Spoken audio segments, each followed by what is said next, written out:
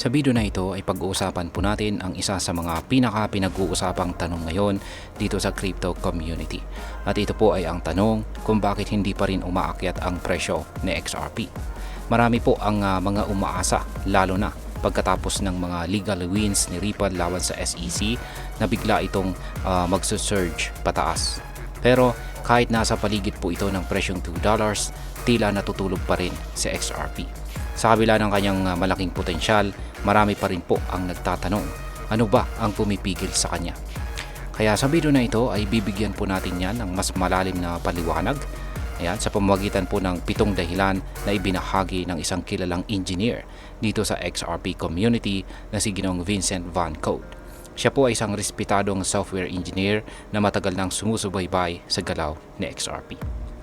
At ayan, bago po tayo magpatuloy ay pakibasa na lamang po muna ang disclaimer dito sa ibaba ng ating screen. Kaya ayan, simulan na po natin sa pinakauna.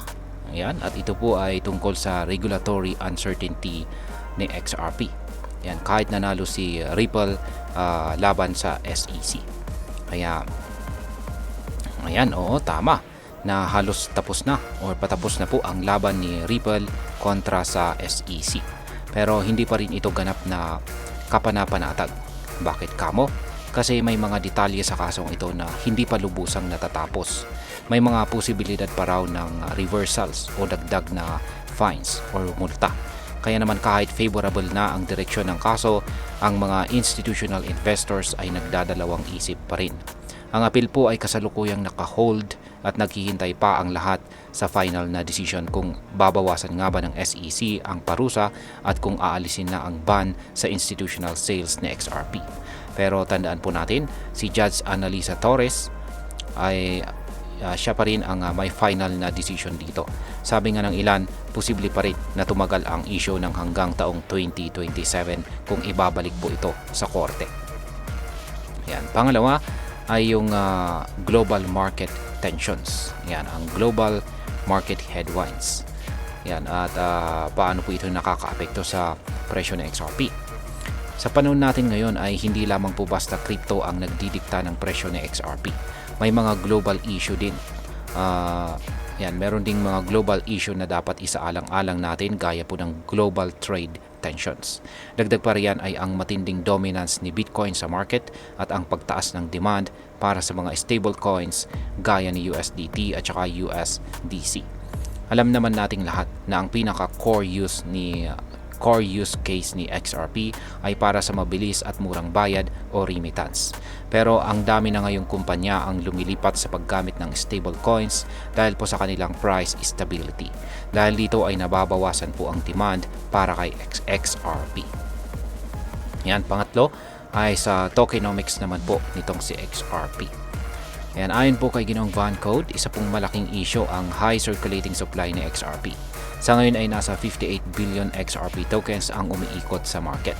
Bukod pa riyan ay buwan-buwan ay may ina-unlock na mga bagong XRP mula sa escrow ni Ripple na siyang nagdudulot po ng selling pressure.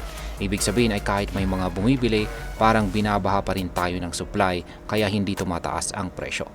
Isa pa sa mga bagong developments ay ang RLUSD, isang stablecoin na inilalabas ng Ripple. Nakakuha po ito ng lisensya mula sa FINRA, pero ayon po kay Ginoong Van Code, mas nakatuon ito sa RLUSD kaysa kay XRP mismo. Oo, may indirect benefit po sa XRP dahil ginagamit ito sa ilang transaction ng RLUSD, pero hindi po ito sapat para itulak ang presyo pataas. Yan, pang-apat ay ang transparency issues, yan, sa mabagal na galaw ni XRP. Ayan, ang isa pang binanggit ni Ginoong Van Code dito ay ang mixed market sentiment. Yan, na may kinalaman po sa kakulangan sa transparency ni Ripple. Marami po ang hindi sigurado kung ano ba talaga ang long-term direction ng XRP at kung paano kumikita ang Ripple mula rito. Ang mga ganitong tanong ay nagpapalakas po ng alinlangan sa mga investors. Bukod pa dyan, marami ding profit-taking behavior ang marami. Kapag tumaas sa XRP ng 5% hanggang 10%, agad na itong binibenta ng ilang mga investors. Dahil dito ay bumabagsak ulit ang presyo bago po ito makalipad. At yan, ang sunod naman ay ang pump and dump schemes para kay XRP. Ayan, ang pump and dump schemes. Alam natin na dito sa mundo ng crypto ay marami pong pump and dump schemes. Yung tipong biglang pagtaas ng presyo na sinusundan ng mabilisang pagbagsak. Kaya ayon po kay Ginong Van Code, ang mga ganitong galaw ay nagiging dahilan kung bakit marami pong investors ang natatakot na mag-hold dito kay XRP. Imbis na hintayin itong tumaas ng malaki, konting tubo pa lang ay ibinebenta na po kaagad. Ang ganitong pag-uugali ay nakakaapekto po sa buying pressure at syempre sa presyo. Yan, pang-anim ay ang buyer psychology. Ayan, may kinalaman din ito sa tinatawag na buyer psychology.